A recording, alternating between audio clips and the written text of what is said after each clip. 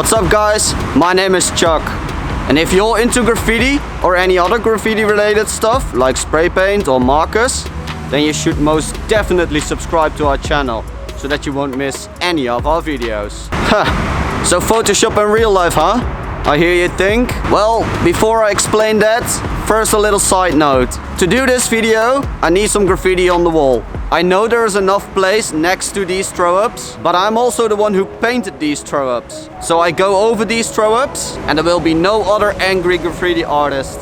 But first, let's open up Photoshop. So, for those who don't know what Photoshop is, it's a program that can be used to manipulate, crop, resize or color correct pictures. It's mostly been used by photographers and graphic designers. When you're working in Photoshop and you see this background, it means it's blank. There's nothing there. Everyone who has worked with Photoshop will recognize it. But if there's something there, let's say a color background, and you use the erase tool, you will see the famous background again.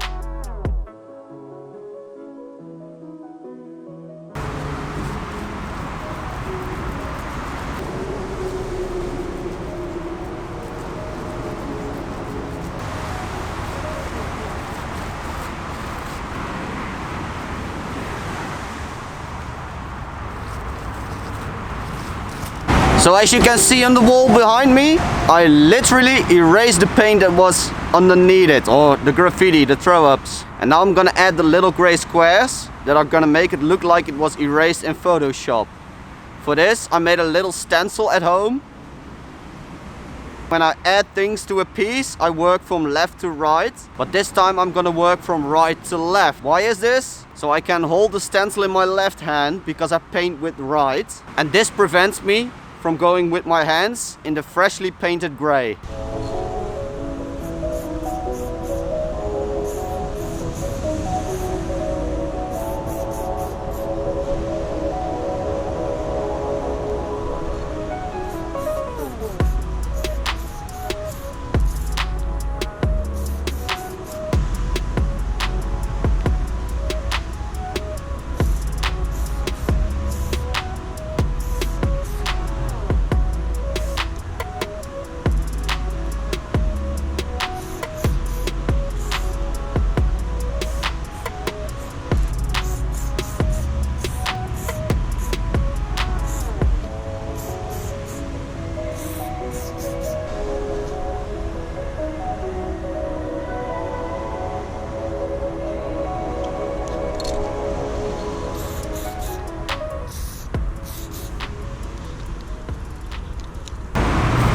Wow, this is just insane. Making all these little squares, it's taking so much time. And it's also getting dark, so I think I continue a different time. And I'm on my way back to the wall. It's been raining all morning, so I thought I couldn't finish it today. But lucky to me, it's dry now. The only thing I'm afraid of is that the bucket paint didn't dry too well tonight. So let's see how that's been sticking to the wall. Well, not too bad. It's still on the wall. It's completely dry now. And this is how the rest of the piece is gonna look like. So let's continue and finish this one. The stencil that I've been using yesterday, yeah, I ruined it. It was completely soaked with paint, so it was really weak, so I also had to make a new one. And the little part that I already did, the part in the K in the corner, it took me a very long time, so I'm curious how much time I'm gonna need to do the complete piece. Let's put on my GoPro and let's finish it.